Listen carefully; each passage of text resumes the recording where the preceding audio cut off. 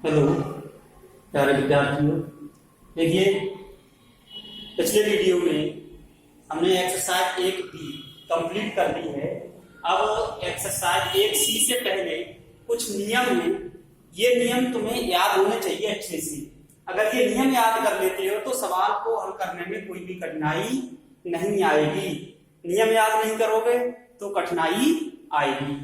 तो अब देखिए कुछ नियम है, मैं समझा दे रहा हूं।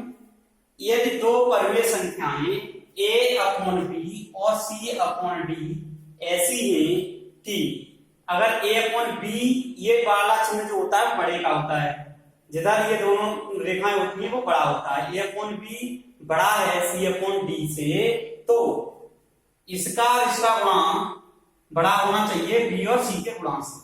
ठीक है, या हम ये कहें अगर ये दो परमेय संख्याएं दी गई हैं, इस तरह की कंडीशन आती है, ये वाली का इस मान लो a और b का गुणांक b और c के गुणांक से बड़ा है, तो हम कह सकते हैं कि पहली परमेय संख्या दूसरी परमेय संख्या से बड़ी है।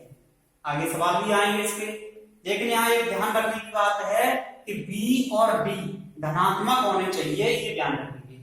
इसी प्रकार से इसका दूसरा नियम है कि अगर इन दोनों कंडीशन में a/b यानी पहली परमेय संख्या इससे छोटी है तो a और b का गुणांक b और c के गुणांक से छोटा होगा। या हमें संख्याएं दी गई हैं तो हम क्या करते हैं, पहले इसको निकालेंगे, a का d से गुणा निकालेंगे और b का c से गुणा निकालेंगे। अब उसमें देख लेंगे कौन बड़ा है कौन छोटा है, उसके हिसाब से हमें लिखेंगे। अब ये दो कंडीशन यहाँ पे आ गई। तीसरी कंडीशन इससे पहले बता चुका हूं कि अगर a/b बराबर है c/d के, तो इससे पहले वाले वीडियो में मिलेगा, वो बराबर है तो क्या होता है a गुणा d बराबर होता है b गुणा c के। अब बात आती है दो परमेय संख्याओं की तुलना करते समय। अगला नियम है दो परमेय संख्याओं की तुलना करते समय उनके हर धनात्मक होने चाहिए। यहाँ पर भी वैसे ये पॉइंट आ गया था, फिर भी मैंने लिख दिया है कि जब हम दो परमेय संख्याओं की तुलना कर रहे हैं तो हर हमेशा धनात्मक होने चाहिए। अगला नियम है प्रत्येक धन परमेय संख्या शून्य से बड़ी होती है।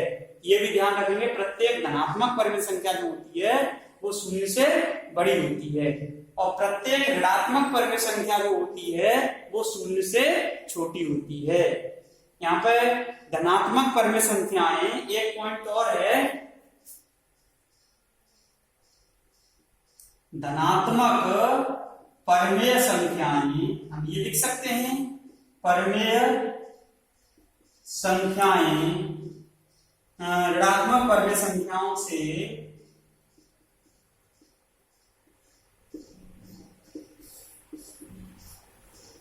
परमेय संख्याओं से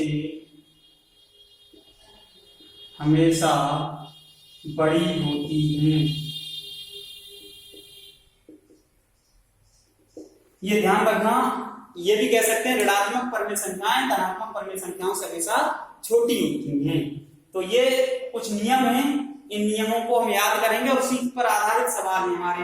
अब बात यहाँ पर ऋणात्मक परमेय संख्या धनात्मक परमेय संख्या हम पहचानेंगे कैसे, ये मैं पहले ही बता चुका हूं, इससे पहली एक्सरसाइज में आ गई थी। ये ऐसी परमेय संख्याएं जिनके अंश और हर के चिन्ह समान होते हैं वो परमेय संख्याएं धनात्मक परमेय संख्याएं होती हैं, और ऐसी परमेय संख्याएं जिनके अंश और हर के चिन्ह विपरीत क्रम के होते हैं, यानी एक धनात्मक है दूसरा ऋणात्मक है, तो वो परमेय संख्याएं ऋणात्मक होती हैं। और कुछ चीजें यहाँ से कॉमन सी बातें हैं कि प्रत्येक ऋण संख्या जो होती है ऋणात्मक संख्या वो शून्य से छोटी होती है और धनात्मक संख्या शून्य से बड़ी होती है। धनात्मक संख्याएं हमेशा ऋणात्मक संख्याओं से बड़ी होती हैं, और ऊपर के जो नियम है वो मैं बता ही चुका हूं। अब आगे की प्रश्नावली लेते हैं, और अंतिम प्रश्नावली है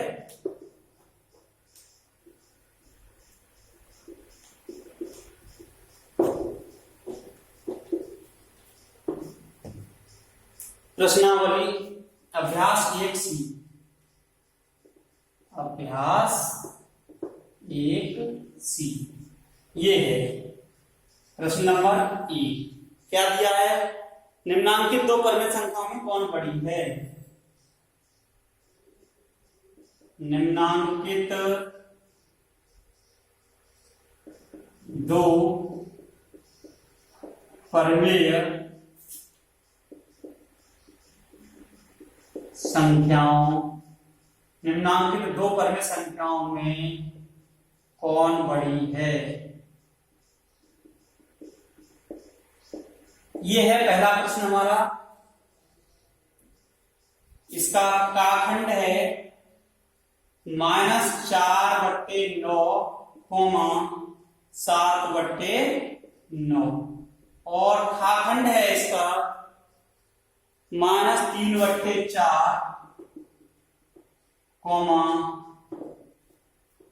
-5/8 और गाखंड है इसका -7/12,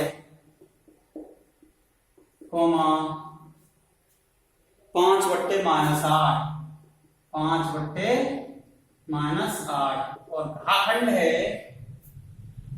-5/9, -5/9, -3/-13 तो ये सवाल है हमारा। अब इसको हम हल करते हैं। देखिए हल, इसका काखंड, दी गई परमेय संख्याएं क्या है हमारी? दी गई परमेय संख्याएं, दी गई परमेय संख्याएं -4/9 और 7/9। अब देखो यहां पर ध्यान से समझना, मैंने अभी धनात्मक और ऋणात्मक परमेय संख्याओं की परिभाषा बताई थी तुम लोगों को। तो धनात्मक परमेय संख्या कौन सी होती हैं? वे परमेय संख्याएं जिनके अंश और हर का चिन्ह समान होता है वो धनात्मक होती हैं, और वे परमेय संख्याएं जिनके अंश और हर के चिन्ह विपरीत क्रम के होते हैं, यानी अलग अलग होते हैं, एक धनात्मक दूसरा ऋणात्मक, वो ऋणात्मक होती हैं। तो देखो -4/9 ऋणात्मक परमेय संख्या है क्योंकि इसके अंश और हर के चिन्ह विपरीत हैं। अंश माइनस है, अंश ऋणात्मक है, हर धनात्मक है। दूसरी परमेय संख्या 7/9, अंश भी धनात्मक है और हर भी धनात्मक है। तो क्या हो जाएगा? देखिए जहां 7/9 क्या है? धनात्मक परमेय संख्या है, धनात्मक परमेय संख्या है, तथा -4/9 कैसी है? ऋणात्मक परमेय संख्या है, ऋणात्मक परमेय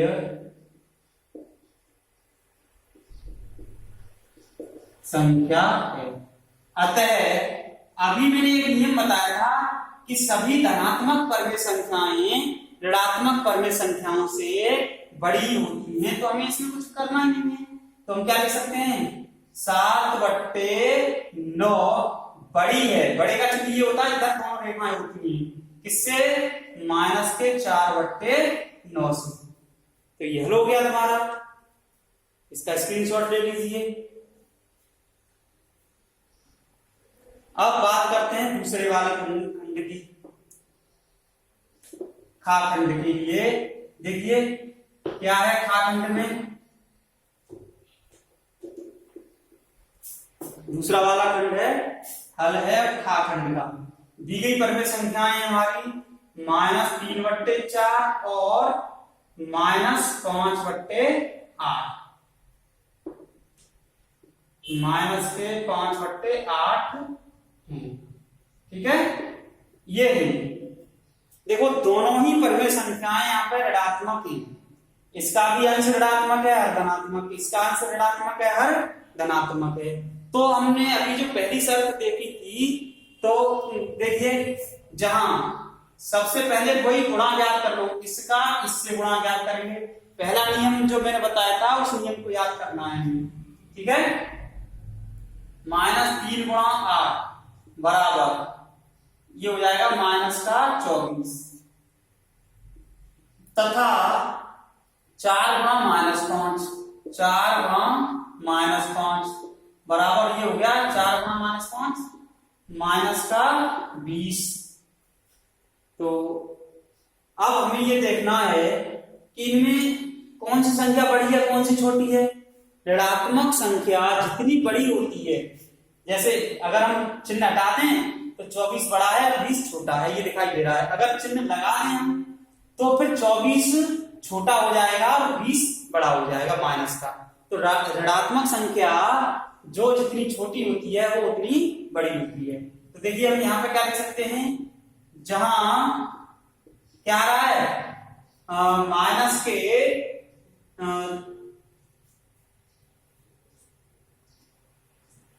-3 गुणा 8 लेस देन है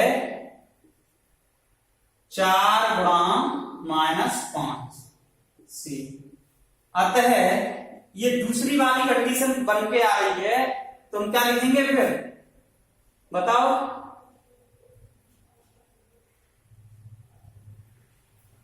अतः -5/8 बड़ी होगी माइनस के 3/4 से। ऐसे लिख सकते हैं, या माइनस के 3/4 छोटी होगी -5/8 से। या हम इसको अथवा ऐसे भी लिख सकते हैं भाई, इसको मैं दोनों तरीके बता दे रहा हूं। -3/4 लेस देन -5/8। तो ये हो गई। हम अब इसी प्रकार से इसको हल करेंगे और इसको हल करेंगे। तो ये मैंने नियम बता दिए, वो पहले नियम पर आधारित है। गुणा करके देखेंगे, इसमें -24 -20 से छोटा है, तो -3 गुणा 8 4 गुणा -5 से छोटा है। अतः ये वाली वर्ग संख्या इससे बड़ी होगी। अब आगे के दो खंड अपने आप करने हैं तुम लोगों को। अगला प्रश्न देखते हैं।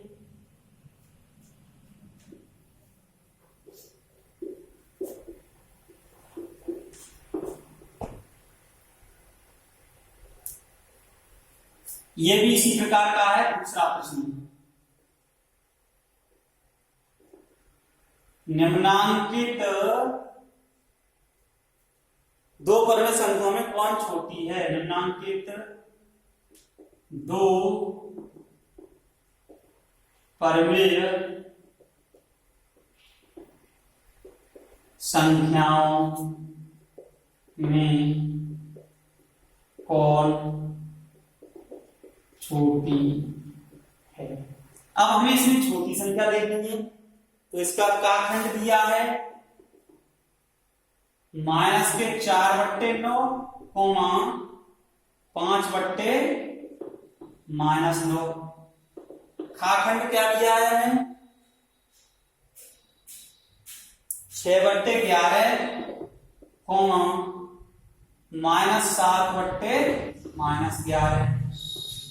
काखंड दिया है हमें 16/-7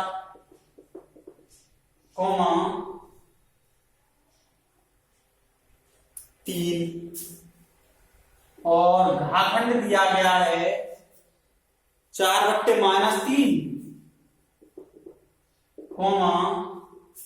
-8/9। 8/9। तो इस तरीके की ये संख्या दी गई है। अब देखिए इसका हल क्या है इसका। काखंड दी गई परमेय संख्याएं, दी गई परमेय संख्याएं क्या है -4/9 तथा 5/-9 है। अब इसमें एक चीज ध्यान रखना कि सबसे पहले तो हमें ये ध्यान रखना है कि जब हम परमेय संख्याओं की तुलना करते हैं तो उनके हर धनात्मक होने चाहिए। ये नियम मैंने लिखवाया था तुम लोगों को कि तुलना करने से पहले हमें ये देखना है कि इनके हर धनात्मक हैं या नहीं। तो पहली परमेय संख्या है उसका तो धनात्मक है, दूसरी का ऋणात्मक दिया गया है। तो देखिए दूसरी परमेय संख्या परमेय संख्या 5/-9 के हर को धनात्मक बनाने के लिए अंश तथा हर में -1 से गुणा करने पर क्या आ जाएगा? 5/-9 बराबर 5 गुणा -1 बट्टे -9 गुणा -1। क्या आ गई ये? ऊपर तो हो गया माइनस का 5 और नीचे आ गया 9 एकम 9 प्लस का हो गया, हर धनात्मक हो गया। अब क्या करना है? अब हमें इनकी तुलना करनी है। तो तुलना करने के एक और तरीका है तुलना करने का, दोनों के हर समान हो गए। अब देखो दोनों परमेय संख्याओं, अब देखिए दी गई परमेय संख्या, एक ये भी तरीका है, कौन सा? -4/9 तथा -5/9 के हर समान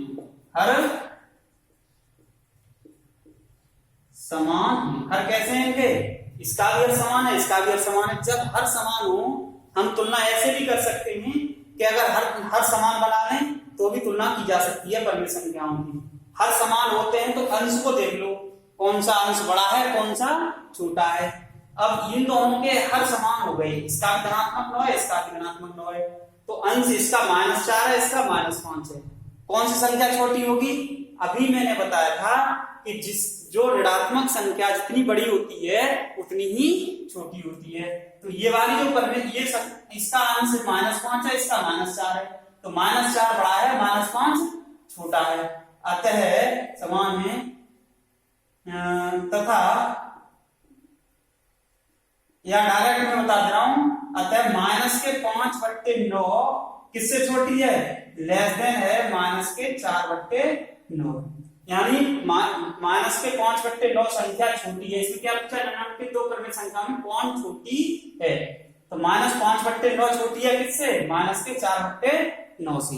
तो -5/9, 5 या इसे ऐसे भी लिख सकते हैं 5/-9 छोटी है। तो क्या हो जाएगा? अतः दी गई परमेय संख्याओं में दी गई परमेय संख्याओं में कौन छोटा है? 5/-9 छोटी। अब इसी प्रकार से हमें इसके खाखंड, गाखंड और भाखंड ये करने होंगे अपने आप।